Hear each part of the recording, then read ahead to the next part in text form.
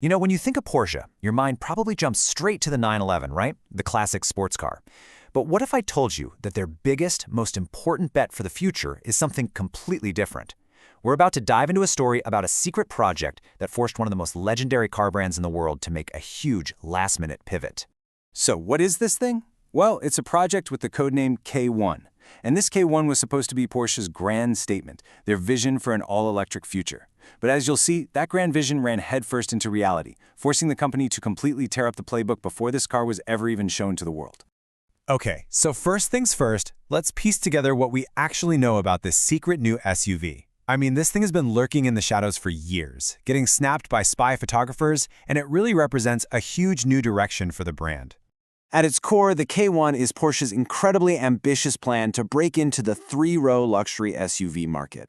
And you have to understand, this isn't just about adding another car to the lineup. No, this is a massive strategic move to go after a super profitable new slice of the market with what will be the biggest vehicle Porsche has ever built.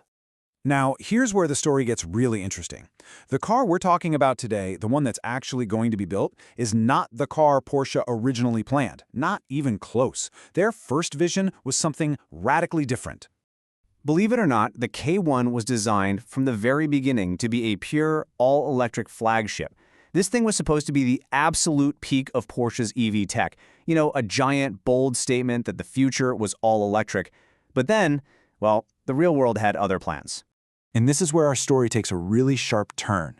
Because that beautiful all-electric dream, it ran straight into a cold, hard market reality, and it forced Porsche to make a really difficult and I'm sure very expensive decision. So what happened? Well, it's pretty simple, actually. Porsche started to see the demand for its electric cars slow down. And this wasn't just them, it's happening across the entire industry. You know, things like high interest rates and people still being a little nervous about charging, it all meant the EV market just wasn't exploding the way car makers had bet on. And that reality check was a direct threat to a super high-end, EV-only SUV. So as you can see, they did a complete 180. The all-electric plan got put on the shelf, and instead, Porsche decided that the smart money was on developing gasoline and hybrid versions of the Cayman first. Now, the all-electric one is still in the cards, but it is definitely not priority number one anymore. All right, so if the plan is now gas-powered first, what does that actually look like? How do you make that happen? Well, to pull off this quick change, Porsche turned to a very close member of its own family. Exactly.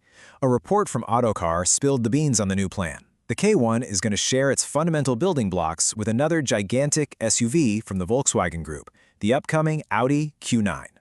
This is a practice called platform sharing, and it's the key that makes this whole pivot possible without breaking the bank. And for anyone who's not familiar with this, platform sharing is super common in the car world. It lets companies save just massive amounts of money on R&D by building totally different cars on the same basic skeleton. The easiest way to think about it is like using the exact same foundation to build two very different houses. So both the K1 and the Q9 are going to ride on what the VW Group calls its premium platform combustion architecture. That's basically the shared foundation for all their big gas-powered cars. But, and this is a big but, don't worry, this is still going to be a true Porsche. The company is using its own powerful engines, its own unique design, and of course its legendary performance tuning to make the K1 feel completely different. And what kind of engines are we talking about here? Well, the lineup is expected to feature some real powerhouses, like a 3.0-liter twin-turbo V6 and a roaring 4.0-liter twin-turbo V8. On top of that, a next-generation plug-in hybrid is also in the works, which will act as a perfect bridge between the gas-powered world and the full electric future. So why does this all matter so much? Because this pivot, this whole story, it's not really about just one car. It actually peels back the curtain on Porsche's entire game plan for its most important and profitable vehicles, its SUVs. When you zoom out, you see this three-tier dual-approach strategy. For the small Macan, the mid-size Cayenne, and now the large K1, Porsche is planning to give customers a choice. You can have a traditional combustion engine, or you can have a fully electric version. They're literally covering all their bases. So, the big question. When do we actually get to see these things? Well, the Audi Q9 is slated to come out in 2026. Then, the gas and hybrid versions of the Porsche K1 should follow in either 2027 or 2028.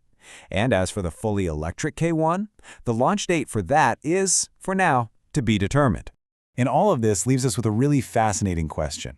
In a market that's so turbulent and uncertain, Porsche is making a huge bet that choice is the new ultimate luxury. By offering both gas and electric power across their entire SUV lineup, they're basically building a bridge between the present and the future. So, you have to wonder, is this kind of strategic flexibility the new secret to winning the high-stakes luxury car game? Only time is going to tell.